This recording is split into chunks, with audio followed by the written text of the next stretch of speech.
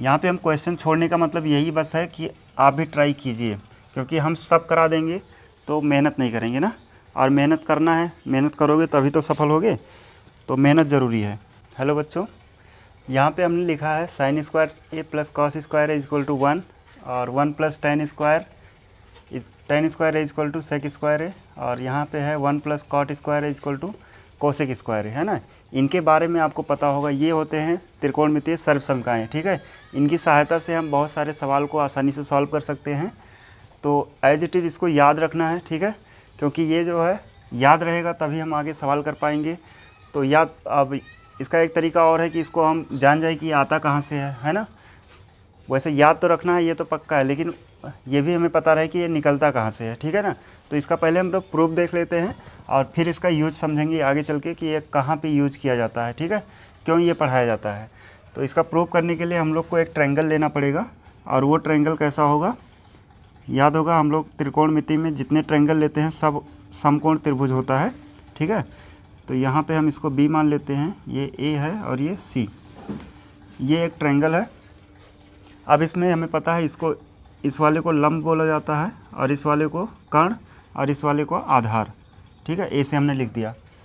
और इसके पहले हमने पिछले वीडियो में हमने बताया होगा, इस तरह से अगर एल ए एल और के ए है ना, ये और के ए, तो ये क्या होता है, यहाँ से लंब बटा कर्ण जो होता है वो होता है साइन, और आधार बटा कर्ण होता है कॉस, और फिर से लंब बटा आधार जो होता है वो होता है टैन, ठीक। और इसका उल्टा देखेंगे तो यहाँ पे आधार बटा लंब जो होता है वो कॉट होता है, और कर्ण बटा आधार ये होता है सेक, और कर्ण बटा लंब जो होता है वो कोसेक होता है।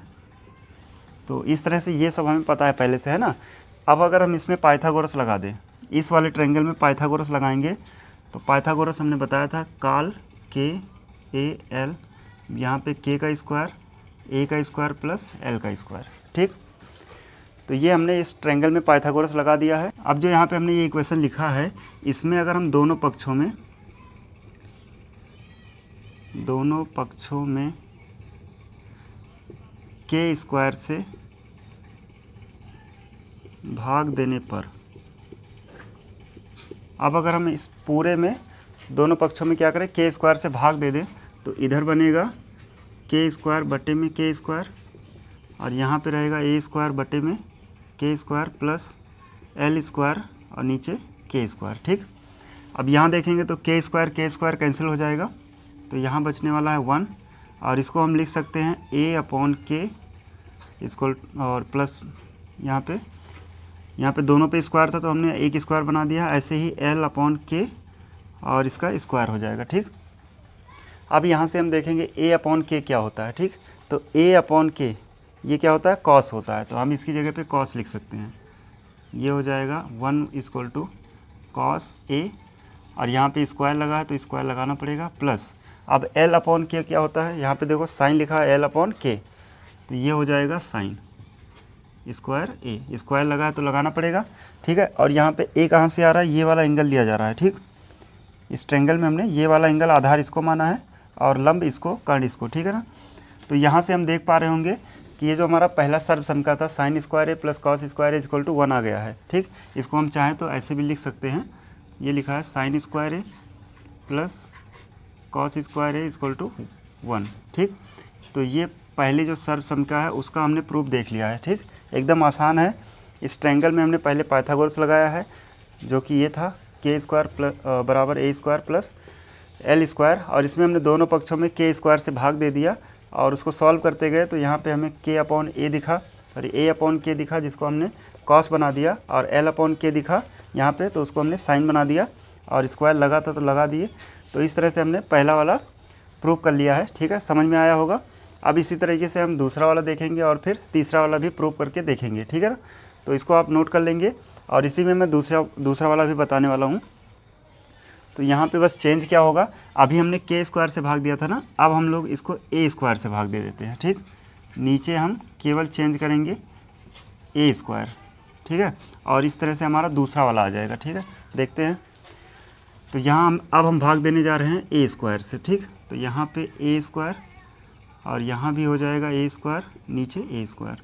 दोनों पक्षों में हमने ए स्क्वायर से भाग दे दिया है। ठीक, अब यहाँ देखेंगे ए स्क्वायर से ए स्क्वायर कैंसिल हो जाएगा, तो यहाँ बचने वाला है 1 और प्लस ये रहेगा L अपॉन ए का होल स्क्वायर और इधर रहेगा K अपॉन ए का होल स्क्वायर। ठीक, अब यहाँ से देखो तो K अपॉन ए, अब K अपॉन ए यहाँ से नीचे से देखना पड़ेगा, K अपॉन ए यानी ये सेक है, तो इसको हम लिख देंगे सेक ए और स्क्वायर लगा है तो लगा देंगे इक्वल टू 1, ये प्लस यहाँ से देखें L अपॉन ए, L अपॉन ए ये होता है tan, तो ये हो जाएगा tan ए और इसका स्क्वायर। ठीक, तो इस तरह से देखो ना, यहाँ पे दूसरा वाला आ गया 1 plus tan square equal to क्या होता है sec square, 1 plus tan square equal to होता है सेक स्क्वायर। ठीक है, तो यहाँ पे एकदम बिल्कुल आसान है ये प्रूव करना। ठीक है ना, इस तरह से यहाँ पे दूसरा भी प्रूव हो गया है। अब लास्ट वाला बच रहा है, पता चल गया होगा ना क्या करना है। अभी हमने K स्क्वायर से भाग दिया था, फिर A स्क्वायर से दिए हैं, अब किससे देंगे L स्क्वायर से भाग देंगे। ठीक है ना, तो L स्क्वायर से भाग देने से हमारा ये तीसरा वाला प्रूव हो जाएगा। यहीं पे इसको मिटा देते हैं।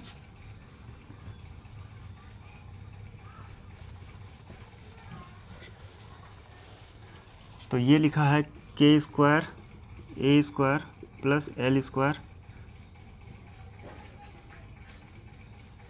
अब इसमें हम भाग देने जा रहे हैं L स्क्वायर से। ठीक, तो L स्क्वायर इधर हो जाएगा, L स्क्वायर नीचे L स्क्वायर, ये दोनों कैंसिल हो जाएगा, 1 बचेगा और इसको हम A अपॉन L करके लिख सकते हैं होल स्क्वायर और इसको K अपॉन L का होल स्क्वायर। ठीक, अब यहाँ से देखेंगे तो K अपॉन L क्या होता है, तो K अपॉन L, अब देखो नीचे से देख रहे हैं तो K अपॉन L यानी कोसेक, तो इसको हम लिख देंगे cosec square A equal to A upon L, तो A अपॉन L देखेंगे यहाँ से A और नीचे L, तो कॉट हो जाएगा यहाँ से कॉट स्क्वायर A और प्लस 1।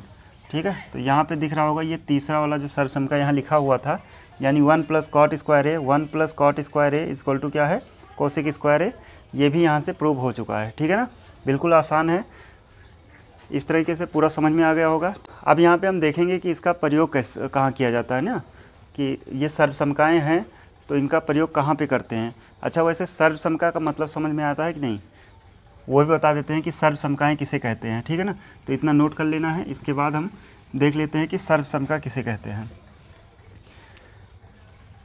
इस तरह से अगर कोई लिखा होता है ऐसे, जैसे x प्लस 2 इक्वल टू 5, ठीक, इसमें ये LHS है, ये RHS है, और यहाँ भी हम एक लिख देते हैं x प्लस 2 इक्वल टू, इसको देखेंगे तो x स्क्वायर प्लस 2x। अब ये भी हमें लग रहा है कि ये भी एक समीकरण है और ये भी एक समीकरण है ना, तो इसको अगर हम सॉल्व करें ऐसे x की वैल्यू रखते जाएं और LHS देख लें क्या आता है और RHS देख लें क्या आता है ना। जैसे यहाँ पे हम x रखेंगे, x की वैल्यू मान लो हमने 0 कर दिया, तो इधर जो LHS है ये वाला और इधर RHS है, तो LHS में अगर ये 0 हुआ तो यहाँ क्या बचने वाला है 2 और RHS में कितना रहेगा 5। अब अगर हम x की वैल्यू 1 कर दें तो यहाँ 1 आएगा, 1 प्लस 2 3 हो जाएगा और ये RHS में 5 रहेगा। इसी तरीके से अगर हम यहाँ पे 2 कर दें तो यहाँ पे 2 प्लस 2 हो जाएगा 4 और यहाँ पे 5 ही रहेगा, और 3 कर देंगे अगर तो 3 प्लस 2 5 हो जाएगा और ये भी 5 रहेगा। ठीक है ना, तो यहाँ पे हम देख रहे हैं कि x की एक ही ऐसी वैल्यू है, ये x इक्वल टू 3 एक वैल्यू है जिस पे इसका LHS और RHS बराबर होता है, बाकी और कोई वैल्यूज नहीं है यहाँ पे जिस पे ये बराबर हो सके। ठीक है, तो इसको हम समीकरण बोलते हैं कि अगर एक ही मान पे ये बराबर हो रहा है LHS RHS तो इसको हम समीकरण बोलते हैं। ठीक है ना, समीकरण मीन्स इक्वेशन, यहाँ लिख देते हैं ये है हमारा समीकरण। ठीक, इसको हम इक्वेशन भी कहते हैं। समझ पाए समीकरण किसे कहते हैं। और इधर देखते हैं, इसका हम x की वैल्यू रखेंगे और LHS और RHS देखेंगे। अब x की वैल्यू अगर हम 0 कर दें तो इधर ये 0 और ये पूरा मल्टीप्लाई होगा तो 0 कर देगा, LHS में 0। इधर देखेंगे तो यहाँ भी 0 रखेंगे और यहाँ भी 0, 0 प्लस 0 0 हो जाएगा। अब 1 रख के देख लेते हैं, तो 1 रखेंगे यहाँ पे 1 यानी 1 प्लस 2 मिलके 3 हो जाएगा और यहाँ 1 रहेगा, गुणा होगा तो 3 ही रहेगा, तो LHS में 3 मिल गया। और RHS में देखेंगे तो यहाँ पे 1 रखेंगे, 1 का स्क्वायर 1 और यहाँ 1 का 2 में गुणा हुआ तो 2, 2 और 1 मिलके कितना हुआ 3।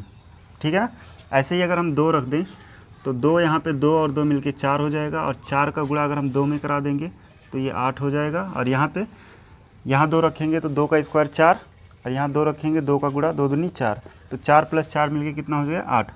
यहाँ पे हम क्या देख रहे हैं कि x की हम जितनी वैल्यूज रख रहे हैं, चाहे वो 0, 1, 2, 3 ऐसे कुछ भी रख रहे हैं, तो यहाँ पे देखो LHS और RHS बराबर ही आता है, ठीक है ना। जबकि यहाँ ऐसा नहीं था, यहाँ केवल एक ही मान ऐसा था जहाँ पे ये बराबर आ रहा था, तो इसीलिए हमने इसका नाम दिया था ये समीकरण है। और ये समीकरण क्या बन गया है, इसको सर्व समीका कहते हैं, ठीक है ना।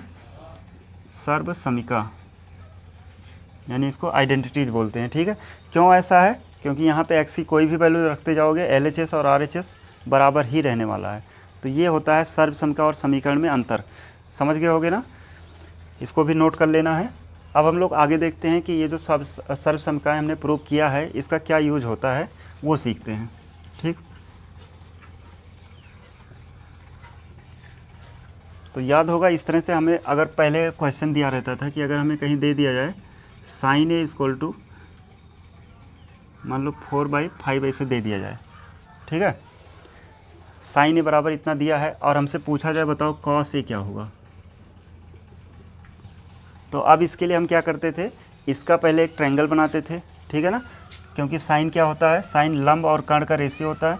तो यहाँ पे हम इस पे यहाँ पे 4 रखते और यहाँ पे 5, पाइथागोरस लगाते, यहाँ पे आधार निकल के आता। उसके बाद फिर कॉस देखते, कॉस होता है आधार बटे कर्ण, तो आधार और कर्ण का रेशियो बना देते तो कॉस आ जाता है, ठीक है ना। लेकिन अब यहाँ ये सब नहीं करना है। अगर ये सर्व समीका पता है तो और हमें साइन दिया है और कॉस पूछ रहे हैं, तो उसके लिए हम पहले वाले की सहायता लेंगे। यहाँ पे साइन है और कॉस है, ठीक है ना। तो यहाँ से हमें अगर कॉस निकालना है तो हम कॉस को यहीं रोकें, तो cos square A = 1 - sine square A हो जाएगा। हमने साइन को इधर भेज दिया, ठीक है ना। अब यहाँ पे हमें कॉस निकालना है तो स्क्वायर भी हटा देंगे, स्क्वायर हटेगा तो इधर क्या आएगा +-√1 - साइन स्क्वायर A। अब हमें साइन का मान पता है, ये रख देंगे यहाँ पे, तो +- के अंदर 1 - साइन है 4/5, तो 4/5, लेकिन यहाँ स्क्वायर लगा है तो स्क्वायर लगा देंगे। अब अगर इसको हम सॉल्व करेंगे तो ये आ जाएगा 16/25 होगा। एलसीएम लेंगे तो ये है 16 - यहाँ पे नीचे 25 है तो ये 25 वहाँ जाएगा, 25 - 16 और बटे में 25, और ऊपर अगर हम माइनस करेंगे तो 16 में से 25 जाएगा तो ये बचेगा 9 और नीचे है 25। और ये यहाँ पे दोनों बाहर आ सकते हैं, तो बाहर आएंगे +- ऊपर से 3 निकलेगा और नीचे से 5 निकलेगा, ठीक है ना। तो इस तरह से हमने कॉस का मान निकाल लिया है +-3/5। समझ गए होगे। तो इस सर्व समीका का हमने प्रयोग सीख लिया है कि कहाँ पे प्रयोग करते हैं। और यही नहीं, यहाँ पे हम लोग अगर साइन दिया है तो हम बाकी इन सब की सहायता से सभी का मान निकाल सकते हैं। समझ गए ना। तो ये चीज़ हम आगे पढ़ते हैं। यहाँ पे हमने बेसिक बता दिया है कि इसका प्रयोग कैसे करते हैं। साइन का मान हम लोग कॉस के पद में देख लेंगे, है ना, या टैन का मान कॉस के पद में, ऐसे तमाम तरह के रिलेशन जो इनसे बनते हैं वो सारी चीज़ यहाँ सीखते हैं। एक्सरसाइज 8.4 है ना, ये वाला यहाँ पे पढ़ लेते हैं। इसी का एक सवाल लेके उसी से पूरा समझ लेते हैं। 8.4 और इसका हम लोग पहला क्वेश्चन देखेंगे। तो लिखा है साइन A, सेक A और टैन A, यानी 3 चीज़ें हैं। साइन, सेक और टैन को कॉट के पदों में व्यक्त कीजिए, ये कह रहा है। तो अब हम लोग इसी सर्व समीका की सहायता से ये सब चीज़ें करेंगे। तो ये हम एक्सरसाइज का पहला क्वेश्चन ले रहे हैं और उससे ही इसको प्रूव करेंगे, ठीक है ना। तो ये एक्सरसाइज है, इसका पहला क्वेश्चन देखा जाए तो फर्स्ट में यहाँ लिखा है जो साइन A है, साइन A, सेक A और टैन A, इन सब का मान जो है वो किसके पदों में चाहिए। इनको कह रहे हैं कॉट A के पदों में, ठीक। ये क्वेश्चन नीचे देख देंगे, आप पढ़ लेंगे वहाँ पे क्या है ये क्वेश्चन पूरा। हमने यहाँ शॉर्ट में लिख दिया है। तो यहाँ पे हमें साइन A का मान भी कॉट के पदों में चाहिए, यानी कॉट A के पदों में, और सेक A का मान कॉट A के पद में, टैन A का मान भी किसके पद में चाहिए, कॉट A के पद में, ठीक है ना। तो अगर हम यहाँ से देखें, यहाँ पे टैन है और टैन का मान हमें कॉट के पद में चाहिए, तो टैन तो वैसे ही निकल जाता है ना। यहाँ से हमने इसलिए शुरुआत किया क्योंकि टैन जो होता है वो कॉट का उल्टा। तो टैन A को हम ऐसे लिख सकते हैं 1/cot A, इसमें हम देख रहे हैं इस सर्वसमका को कोई यूज नहीं हुआ, ठीक है ना, क्योंकि हमें पता है पहले से ही tan जो होता है कॉट का उल्टा यानी कॉट tan का उल्टा, तो tan को हमने 1/cot लिख दिया, यानी tan का मान हमने कॉट के पदों में लिख दिया है। इतना समझ गए होगे ना। तो ये फर्स्ट का आंसर हो गया। ऐसे ही अब हम देख लेते हैं कि अगर हमें साइन का मान इसके कॉट के पदों में लिखना हो तो कैसे लिखेंगे। ठीक, तो यहाँ पे देख रहे हो साइन यहाँ है, इसमें है नहीं, और साइन किस में मिल सकता है, यहाँ पे कोसेक लिखा है ना। अगर हम इस कोसेक को चेंज कर दें 1/sin में, क्योंकि साइन कोसेक एक दूसरे के अपोजिट होते, और यहाँ पे हम अगर इसको साइन में चेंज करेंगे तो यहाँ पे कॉट पहले से ही है, तो क्यों ना इसी से हम प्रूव कर दें इसको। देखो यहाँ पे 1+cot² A = लिखा है कोसेक स्क्वायर है, और कोसेक को हम लिख सकते हैं 1/sin² है। समझ गए होगे ना, क्योंकि ये हम पहले ही बता चुके हैं जो साइन होता है या कोसेक होता है वो एक दूसरे के अपोजिट होते हैं, ठीक है ना। तो अब क्या करेंगे, यहाँ पे इसके पूरे के नीचे 1 है, और इसको अगर हम ऊपर कर दें तो ये भी उल्टा हो जाएगा, यानी इसको हम लिख सकते हैं sin² A = 1/1+cot² A। समझ गए होगे, या ऐसे कह लो हमने साइन को उधर भेज दिया है और इस पूरे को यहाँ ले आए हैं, तो इंटरचेंज हो गया ऐसे यहाँ से, या क्रॉस गुणा हो गया। तो ये साइन का मान देख रहे होंगे यहाँ पे कॉट के पदों में आ रहा है ना, लेकिन यहाँ साइन स्क्वायर है तो हम इसको साइन बनाएंगे, sin A = अब ये स्क्वायर रूट इधर आ जाएगा तो प्लस माइनस अंडर रूट के अंदर 1/1+cot² A। समझ गए होगे। तो ये क्या आ गया, साइन का मान कॉट के पदों में आ गया ना। हमने 2 प्रूव कर लिया, एक तो था tan को हमने कॉट के पदों में लिख दिया, साइन को भी हमने देखो यहाँ पे साइन को कॉट के पदों में लिख दिया है। अब बच रहा है सेक को अभी क्या करना है, कॉट के पदों में लिखना है। तो सेक यहाँ से कहाँ दिख रहा है, दूसरे वाले में 1+tan² A = sec² है ना। तो यहाँ से हम अगर इसको देखें sec² A = है 1+tan²। अब tan को हमें पता है, tan यहाँ पे tan = होता है 1/cot A, तो हम इसको लिख सकते हैं 1/cot² A। यहाँ पे tan स्क्वायर था तो cot भी स्क्वायर रहेगा, ठीक है ना। तो ये यहाँ पे ऐसे जो sec है sec² A। अब यहाँ पे चाहो तो एलसीएम ले लो, तो ये एलसीएम हो जाएगा और ये क्रॉस गुणा हो जाएगा, तो यहाँ जाएगा cot² A + 1 और नीचे रहेगा cot² A। ठीक, अब यहाँ पे ये sec² है, हमें sec A का मान चाहिए, तो स्क्वायर हटा देंगे, तो ये रहेगा sec A = plus minus under root के अंदर, यहाँ पे देखेंगे तो ये ऊपर है cot² A + 1 और नीचे लिखा है cot² A। ठीक, अब अगर ये देखो cot² A अंडर रूट के अंदर है, स्क्वायर में है, तो ये रूट से बाहर निकल सकता है ना। अगर हम इसको बाहर निकाल देंगे तो क्या होगा, यहाँ पे एक cot A बाहर आ जाएगा। तो sec A का मान भी हमने किसके पदों में लिख दिया, cot A के पदों में लिख दिया, ठीक है। क्योंकि हमारा क्वेश्चन यही था sin A sec A tan A का मान जो है cot A के पदों में लिखिए। तो हमने देखो यहाँ पे tan A का मान cot के पद में लिख दिया, sin का मान cot के पदों में, और ऐसे ही यहाँ पे sec A का मान जो है वो cot A के पदों में लिख दिया गया, ठीक है ना। और कैसे लिखा गया, इन सर्व समीकरणों की सहायता से। तो इन सर्व समीकरणों का यूज आपको पता चल गया होगा ना, तो इतना आप नोट कर लेंगे। इसके आगे हम लोग दूसरा क्वेश्चन देखेंगे इसी एक्सरसाइज का, ठीक है। इसको मिटा देते हैं यहाँ पे।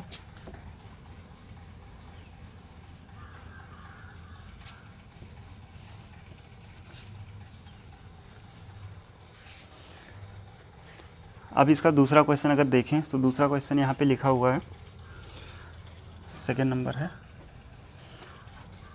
कोण A के अन्य सभी त्रिकोणमितीय अनुपातों को sec A के पदों में लिखिए।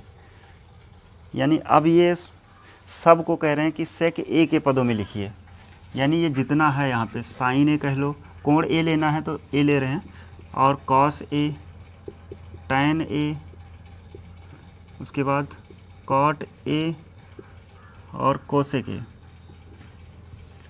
इन सब को कह रहे हैं, ये जितने भी हैं पांचों, इन सब को sec A के पद में लिखना है, के पदों में। समझ गए ना। यानी अभी जैसे हमने पीछे किया था, अभी पीछे किए थे तो वहाँ पे sin A या sec A या tan A को हमने बदला था किसमें, cot A के पदों में। अब ये कह रहे हैं जितने अनुपात ये हैं ये सभी को sec A के पदों में लिख के दिखाओ, है ना। तो अब इन सर्व समीकरणों की सहायता से ही हम ये सब करेंगे। देखो यहाँ पे हमें sec A के पद में लाना है, किसको लाना है, इन सब को। तो अगर शुरुआत किया जाए यहाँ पे देखो, यहाँ sec A पहले से है ना, तो हम पहले क्या करते हैं, tan a को sec a के पदों में दिखा देते हैं।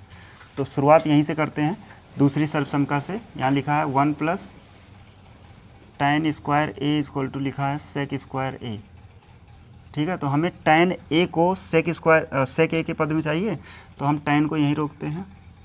tan square a equal to, तो ये रहेगा sec स्क्वायर a -1, +1 था, इधर आया -1 हो गया। अब यहाँ पे हमें tan a का मान चाहिए ना, तो स्क्वायर हटा देंगे, तो tan a इक्वल टू ये हो जाएगा sec स्क्वायर a -1। अच्छा, स्क्वायर हटा तो यहाँ पे प्लस माइनस अंडर रूट लगेगा, समझ गए होगे ना। तो ये हमने क्या किया, tan a का मान sec a के पदों में लिख दिया है, समझ गए होगे ना। तो ये हमने पहला काम कर दिया है। ऐसे ही अब क्या करते हैं, एक और कर सकते हैं, यहाँ से cos a का मान sec a के पदों में जल्दी से लिख सकते हैं ना, क्योंकि हमें पता है cos a जो होता है वो 1/sec a ही होता है। तो cos का मान हमने sec a के पद में वैसे लिख दिया, 2 हो गए ना, यहाँ पे ये हो गया और ये हो गया, इतना समझ गए होगे ना। अब अगर देखें हम लोग साइन को ही मान लो चेंज करें, या यहाँ से एक और आसान कर सकते हैं, जैसे tan a हमें पता चल गया sec a के पदों में, तो tan का उल्टा ही तो होता है cot, तो cot का क्यों ना निकाल ले। cot अगर करने तो ये हो जाएगा cot a इक्वल टू 1/, यहाँ पे प्लस माइनस लगा देते हैं, under root sec square a -1। अब ये सोच रहे हो ये कहाँ से आ गया है ना, तो ये हमने क्या किया है, tan a को cot बदलेंगे तो 1/cot होगा, या कह लो कि tan का अगर मान इतना है तो cot क्या होता है, उसका उल्टा होता है, तो ये 1/ इतना हो जाएगा, समझ गए ना। तो हमने कितना निकाल लिया, यहाँ पे cot भी आ गया है, 3 हो गया। tan a का मान sec a के पदों में, cot a का मान sec a के पदों में, और cos a का मान भी sec a के पद में आ चुका है। अब बच रहा है sin a और cosec a। अब पहले चेंज कर देते हैं sin a को, इसके लिए हम पहली सर्वसम का यूज करेंगे। तो यहाँ लिखा है sin स्क्वायर a प्लस, यहाँ पे cos स्क्वायर a है ना, अब cos a का मान हमें पता है ये 1/sec स्क्वायर a है, sec a है, तो यहाँ पे हम कर देंगे sec स्क्वायर a। क्यों ऐसा कर रहे हैं, क्योंकि यहाँ पे cos a का स्क्वायर लगा है, तो cos a का मान हमने वहाँ ले जाके रख दिया, तो ये आ गया इक्वल टू 1 है। और इसी अगर हम साइन को यहीं रोक लें तो ये पूरा उधर जाएगा, तो 1 - 1/sec स्क्वायर a। अब इसका अगर एलसीएम ले लेंगे तो ये बनेगा sec स्क्वायर a -1 और divide by sec square a। यहाँ पे समझ गए होगे, ये हमने ऐसे क्रॉस गुणा करा दिया है, sec स्क्वायर का यहाँ पे, 1 का यहाँ पे, तो ये आ गया, और नीचे इन दोनों का।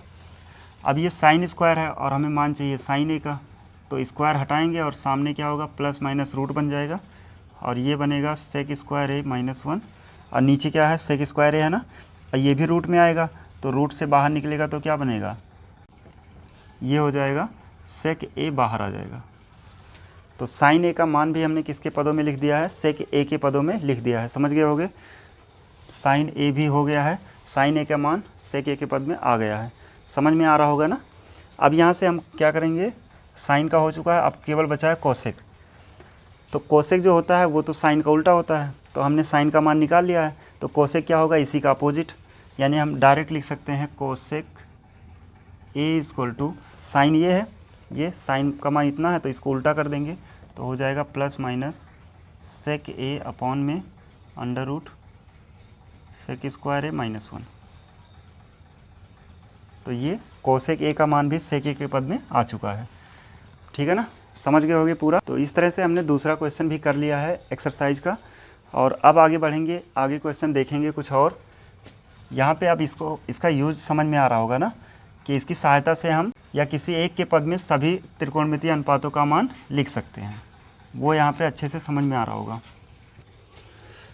तो थर्ड में कह रहा है कि मान निकालिए, और थर्ड का इसमें 2 क्वेश्चन हैं। तो अगर फर्स्ट वाला देखेंगे तो ये लिखा है sine square 63 plus sign square 27, और नीचे लिखा हुआ है cos square 17 degree plus cos square यहाँ पे है 73, ये दिया हुआ और कह रहे हैं इसका मान निकालिए, ठीक है ना। तो इसमें क्या कर सकते हैं, ऐसे देखा जाए तो यहाँ पे साइन स्क्वायर लिखा है और यहाँ पे साइन स्क्वायर है, लेकिन सर्वसम का जो पढ़े हैं उसमें साइन होता है और एक कॉस होता है, तो क्यों ना हम इसमें एक साइन को कॉस में बदल दें।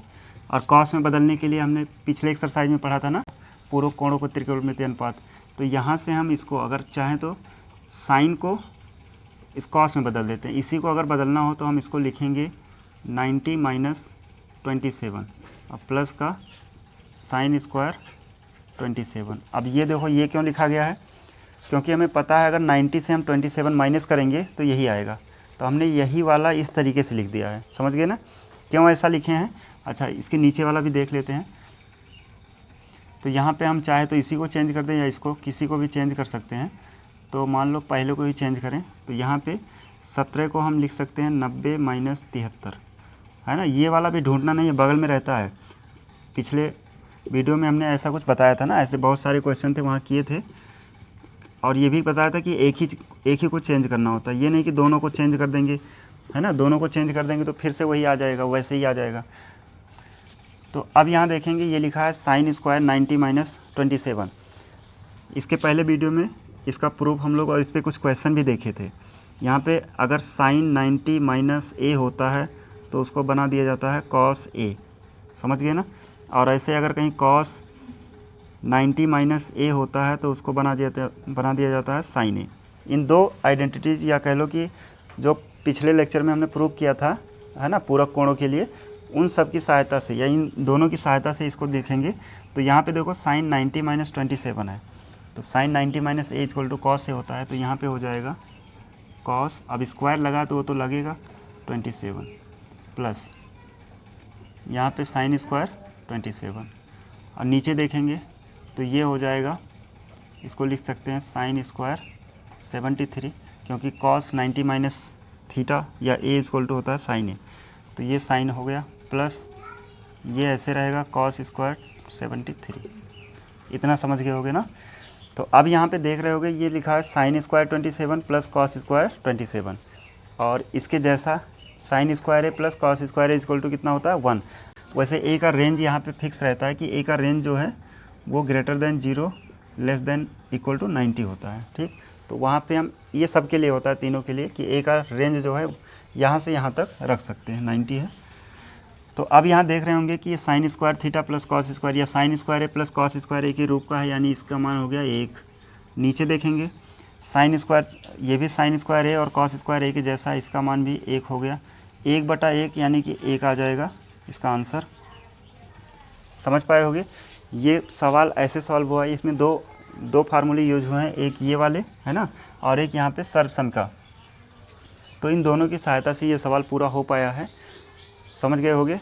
एक बार फिर से अगर हम बताएं तो यहाँ पे देखो साइन स्क्वायर 63 और यहाँ साइन स्क्वायर 27 था। अब दोनों साइन है, और वैसे हमें टेबल भी याद है, लेकिन उसमें कहीं 63 और 27 आता ही नहीं था। वहाँ पे तो 60 था, 45, 30, है ना। तो इसका मान ऐसे डायरेक्टली हम नहीं निकाल सकते। तो हमने क्या किया कि इन दोनों में से किसी एक को कॉस में बदल दिया। तो यहाँ पे हमने साइन और 63 को 90 माइनस 27 लिख दिया है। अब इसको देखेंगे तो ये 90 माइनस थीटा यानी 90 माइनस ए के रूप का हो गया, इसको हम कॉस ए लिख सकते हैं। तो कॉस और ये 27, ए की जगह पे 27 है। और ऐसे ही नीचे यही काम नीचे कर रहे हैं, तो इसमें कॉस को हमने साइन में चेंज कर दिया है, और ये अब बन गया sign square A plus cos square ए के जैसा, यानी इसके जैसा बन गया। तो जो कोई इसके जैसा रहेगा तो उसका मान कितना हो जाएगा, 1 हो जाएगा, है ना। इसके जैसा होना मतलब कुछ भी रहे, यहाँ पे sine theta, sine square theta plus cos square theta, तो ये पूरा क्या हो जाएगा 1। अब यहाँ थीटा कुछ भी रहे, जैसे वहाँ ए था वहाँ थीटा आ गया, यहाँ 90 हो सकता है, 0 हो सकता है, कुछ भी रहेगा। तो इसका मान कितना आएगा, 1 आएगा, समझ गए ना। तो इस तरह से हमने पहला क्वेश्चन कर लिया है, तीसरे का पहला क्वेश्चन था ये। अब इसी तरीके से अगर दूसरा वाला देखेंगे तो दूसरा वाला भी सेम है, ठीक है ना। बस इसमें क्या है, ये चीज़ यहाँ डिवाइड में था और यहाँ पे है एडिशन में है, यही चीज़ एडिशन में आ गया है, समझ गए ना। तो क्या करेंगे, जो एडिशन में है या जो चीज़ साथ में है उन दोनों में एक को चेंज करेंगे, और ऐसे दूसरे वाले में भी एक को चेंज करेंगे और सॉल्व करेंगे, ये आंसर आ जाएगा, ठीक है ना। तो इस तरह से ये दूसरा वाला छोड़ रहे हैं, इसका आप ट्राई करेंगे, नहीं होगा तो कमेंट करके बताएंगे, तो इसको हम अगले लेक्चर में लेके आएंगे, ठीक है। यहाँ पे हम क्वेश्चन छोड़ने का मतलब यही बस है कि आप भी ट्राई कीजिए, क्योंकि हम सब करा देंगे तो मेहनत नहीं करेंगे ना, और मेहनत करना है, मेहनत करोगे तभी तो सफल होगे, तो मेहनत ज़रूरी है। तो मिलेंगे नेक्स्ट वीडियो में, तब तक के लिए जय हिंद।